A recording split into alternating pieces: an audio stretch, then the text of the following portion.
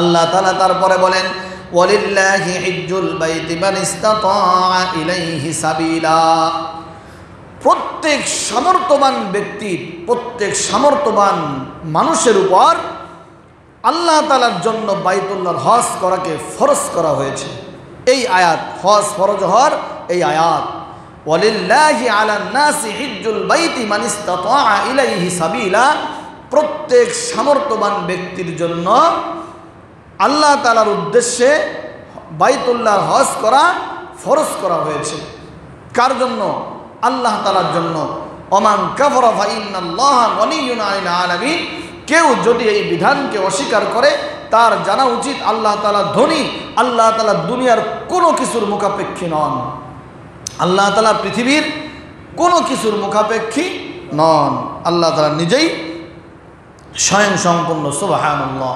আল্লাহ তাআলা রব্বুল আলামিন এই আয়াতের মধ্যে পরিষ্কার বলে দিয়েছেন, হজ হতে হবে একমাত্র কার উদ্দেশ্যে? আল্লাহর উদ্দেশ্যে।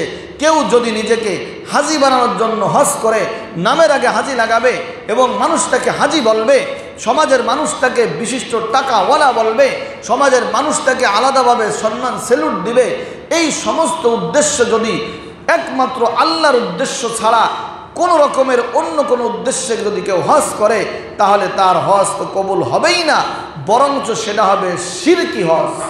কি হজ বলেন? শিরকি হজ। কারণ আল্লাহর উদ্দেশ্যে হজ করা হচ্ছে ইবাদত, কোনো মানুষের উদ্দেশ্যে কোনো মানুষকে দেখানোর জন্য ইবাদত করলে সেটা হবে কি? শিরকি ইবাদত। কারণ আল্লাহর ইবাদতের মাধ্যমে, আল্লাহর ইবাদতের মধ্যে আপনি শরীক স্থাপন করেছেন, মানুষকে এনেছেন যে মানুষ আমাকে হাজি বলবে, মানুষ আমাকে সমাজের বড় দিনদার পরেজগার মুত্তাকি বলবে, মানুষ আমাকে আলাদাভাবে সম্মান দিবে।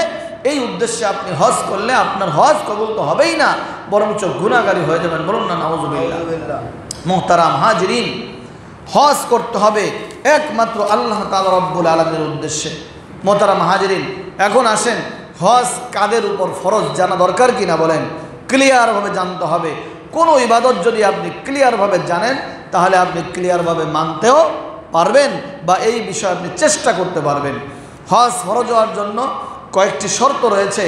আমি গবেষণা করে দেখলাম বিভিন্ন হাদিস থেকে, বিভিন্ন ফিকহি কিতাব থেকে, যে হজ ফরজ হওয়ার জন্য 5টি শর্ত রয়েছে। এই 5টি শর্ত যদি কারো মধ্যে পাওয়া যায় তার উপরে হজ ফরজ। হজ ফরজ হওয়া কাদের উপরে? 5টি শর্ত যার মধ্যে পাওয়া যাবে তার উপরে কি? হজ ফরজ। 4টি হলো পুরুষের জন্য আর 1টি হলো মেয়ে লোকের জন্য। ভালো করে শুনবেন, নিজেরাও শুনবেন এবং মেয়ে লোকদেরকে বলবেন। হজ ফরজ হওয়ার জন্য 5টি শর্ত। 1 নম্বর শর্ত হলো মুসলমান হওয়া। কোনো ব্যক্তি যদি মুসলমান না হয়, অন্য বিধর্মী কারো উপরে হজ ফরজ নয়, শুধুমাত্র মুসলমানের উপরেই হজ ফরজ। 2 নম্বরে আকেল হওয়া, জ্ঞানী হওয়া। কোনো পাগল মাতালের জন্য হজ ফরজ নয়, জ্ঞানী হতে হবে। কোনো মেধা বিকৃতি ঘটে গেছে এর উপরে হজ ফরজ নয়, যত ধন সম্পদ থাকুক না কেন। 3 নম্বরে বালেগ হওয়া। আমরা বালেগ হওয়াটাকে বাংলাদেশের মানুষ, বিশেষ করে আমাদের এশিয়ার মধ্যে এই সাইড, আমরা যে সাইডে আসি, বাংলাদেশের মানুষ ডেট ফেল হয়ে গেলে হজ করে। ডেট ফেল মানে যখন মানুষ হজে কিন্তু অনেক পরিশ্রম।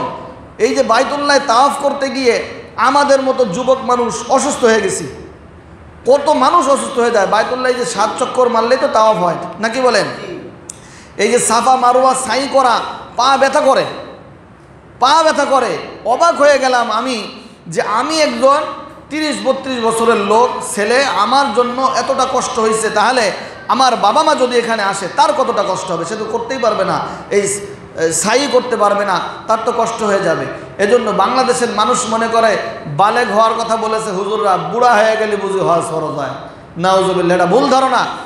বালেগ মানে 14-15 বছর হয়ে গেলেই, সম্পদের মালিক হলে তখন হজ তার জন্য ফরজ হয়ে যাবে। কথা বুঝতে পারছেন? বালেগ হওয়া, নাবালেগের উপরে হজ ফরজ নয়।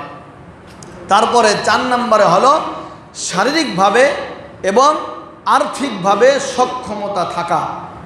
শারীরিকভাবে এবং আর্থিকভাবে সক্ষমতা থাকা। শারীরিকভাবে যদি আপনি সক্ষমতা না থাকেন, আপনি অসুস্থ হলে তো মসজিদেই আসতে পারেন না, ঠিক কিনা বলেন? অনেক অসুস্থতা আছে না, বাবারা চাচারা যারা অসুস্থ হয়ে এই হার্ট স্ট্রোক করেছেন, প্যারালাইসিস হয়ে গিয়েছে, যারা বিছানায় শুয়ে থাকেন অসুস্থতার কারণে, তারপরে অনেকের আছে কাঁপাকাঁপির রোগ শরীরের মধ্যে, মাথা ঘুরায়, হাঁটতে পারে না, একদিক হাঁটা দিলে আরেক দিক চলে যায়। অসুস্থ ব্যক্তির জন্য হজ ফরজ হয় না। টাকা থাকলেও তার জন্য আলাদা মাসালা, সে আরেকজনকে তার পক্ষ থেকে হজে পাঠাইতে পারবে, ওসিয়াত করে যাবে। কথা বুঝতে পেরেছেন? বদলি হজ বলা হয়। অসুস্থ ব্যক্তি হলে হজ ফরজ হবে না। সুস্থ থাকতে হবে, শারীরিকভাবে সক্ষম থাকতে হবে এবং আর্থিকভাবে সক্ষমতা থাকতে হবে।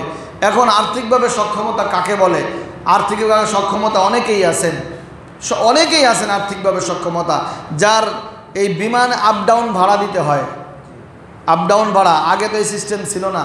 আগে তো সিস্টেম ছিল যে মানুষ যা গেছে একভাবে, আসছে আরেকভাবে। এখন তো আপ ডাউন টিকিট কাটতে হয় এই বিমানে, নাকি বলেন? যে যার এই যাওয়া আসার মতো ভাড়া আছে, যার কাছে যা হজে যাওয়া আসার মতো ভাড়া আছে এবং হজে যে কয়দিন সে সময় কাটাবে, এই কয়দিন তার পরিবার বাজারঘাট করে খাইতে পারে, এই পরিমাণ টাকা যার কাছে আছে তার উপরে হজ ফরজ। তাই এরকম লোক সমাজে নাই নাকি?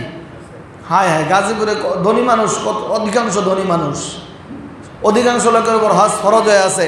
এরা চিন্তা করতেছে যে হজ আমাদের উপর ফরজ নেই। দাড়ি তো ফাঁক ধরে নাই, কিসের হজ ফরজ? দাড়ি তো এখনও রাখলাম না, ছেলে মেয়ে এখনও বিয়ে দিতে পারলাম না, বাড়ি কমপ্লিট করতে পারলাম না, গাড়ি কিনতে পারলাম না, কিসের হজ ফরজ? হুজুর এইসব কী তা কয়?